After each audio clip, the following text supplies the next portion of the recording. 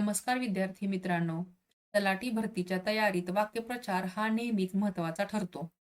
आज आपण केवळ वाक्यप्रचार नाही तर त्याचा अर्थ याचाही अभ्यास करणार आहोत.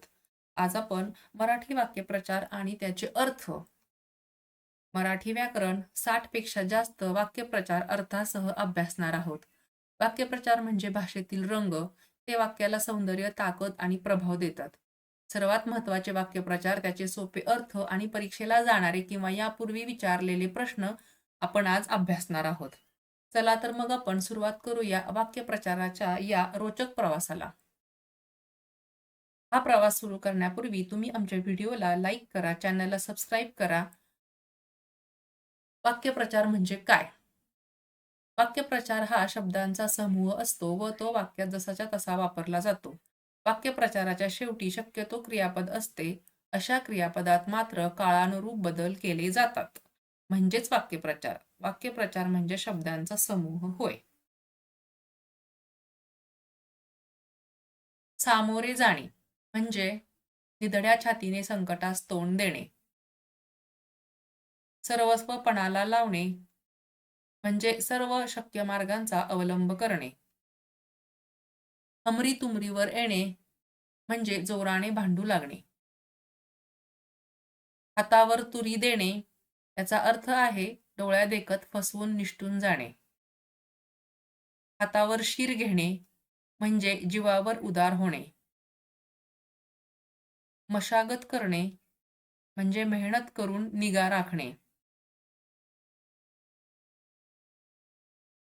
मधाचे बोट लावणे म्हणजे आशा दाखवणे किंवा गोड बोलणे. राईचा पर्वत करणे म्हणजे क्षुल्लक गोष्टीला उगाच मोठे स्वरूप देणे. मूग गिळणे म्हणजे उत्तर न देता गप्प राहणे. पाठीशी घालणे याचा अर्थ आहे संरक्षण देणे. पाऊल वाकडे पडणे म्हणजे वाईट मार्गाने जाणे. नांगी टाकणे म्हणजे हातपाय गाळणे.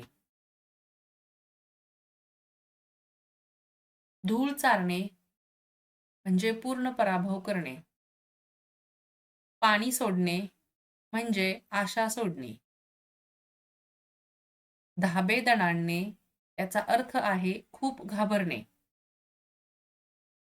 दोन हातांचे चार हात होणे म्हणजे विवाह होणे. टाहो फोडणे म्हणजे मोठ्याने आकांत करणे. जिभेला हाड नसणे म्हणजे वाटेल ते बेजबाबदारपणे बोलणे. तोंड टाकणे म्हणजे वाटेल तसे बोलणे.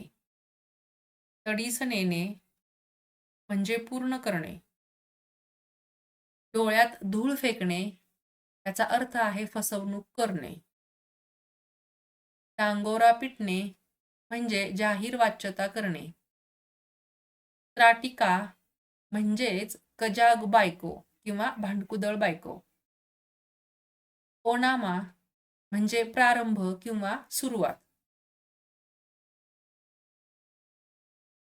झाकले माणिक म्हणजे साधा पण गुणी मनुष्य. डाव साधणे म्हणजे संधीचा फायदा घेऊन कार्य करणे. जीवात जीव येणे म्हणजे काळजी नाहीशी होणे. पदरमोड करणे म्हणजे दुसऱ्यासाठी स्वतःचा पैसा खर्च करणे. डोळे निवणे म्हणजे समाधान होणे. गर्भगळीत होणे म्हणजे अतिशय घाबरणे. अंग धरणे म्हणजे लठ्ठ होणे. चतुर्भुज होणे लग्न करणे. घडी भरणे म्हणजे विनाशकाळ जवळ येणे. आकाशाची कुऱ्हाड म्हणजेच आकस्मिक संकट. हो घालणे म्हणजे विघ्न निर्माण करणे. चंग बांधणे म्हणजे निश्चय करणे. विद्यार्थी मित्रांनो, यापैकी जे काही वाक्यप्रचार आहेत ते यापूर्वीच्या परीक्षांना आलेले आहेत, ते आपण इथे घेतलेले आहेत. आच लागणे म्हणजे झळ लागणे. घाम गाळणे म्हणजे खूप कष्ट करणे. चेहरा खुलणे म्हणजे आनंद होणे. आड येणे म्हणजे अडथळा निर्माण करणे. उंबराचे फूल याचा अर्थ आहे क्वचित भेटणारी व्यक्ती. कंबक्ती भरणे म्हणजे मार खाण्याची वेळ येणे.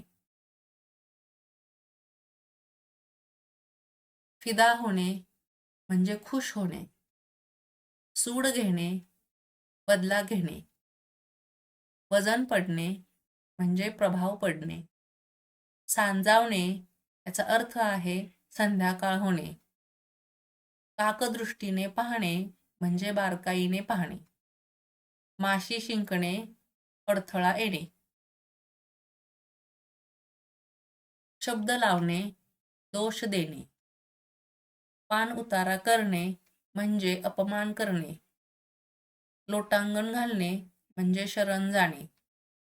इतिश्री करणे म्हणजे अध्याय सुरू करणे. तमा नसणे म्हणजे पर्वा न करणे.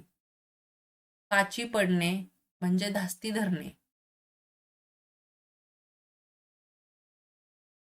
देवाज्ञा होणे, मृत्यू पावणे.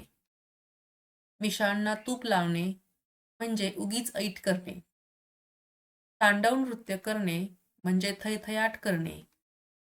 कपिला षष्ठीचा योग म्हणजे पुष्कळ काळाने येणारी संधी. हात तोकडे पडणे म्हणजे मदत करण्यास क्षमता कमी पडणे. तार जुळणे म्हणजे संबंध जुळणे. लांछनास्पद असणे म्हणजे लाजिरवाणे असणे. राख होणे, पूर्णपणे नष्ट होणे. लौकिक मिळवणे, सर्वत्र मान मिळवणे. पाणीपत होणे, सर्वनाश होणे. रक्ताचे पाणी करणे म्हणजे अतिशय मेहनत करणे. स्वप्न भंगणे म्हणजे मनातील विचार कृतीत न येणे. विद्यार्थी मित्रांनो, आता आपण 60 पेक्षा जास्त वाक्यप्रचारांचा अर्थ अभ्यासलेला आहे आणि यातील बरेचसेच जे वाक्यप्रचार आहेत ते यापूर्वीच्या कोणत्या ना कोणत्या परीक्षेला आलेले आहेत, म्हणूनच ते महत्त्वाचे आहेत म्हणून आपण इथे घेतलेले आहेत. तर thank you for watching and subscribe.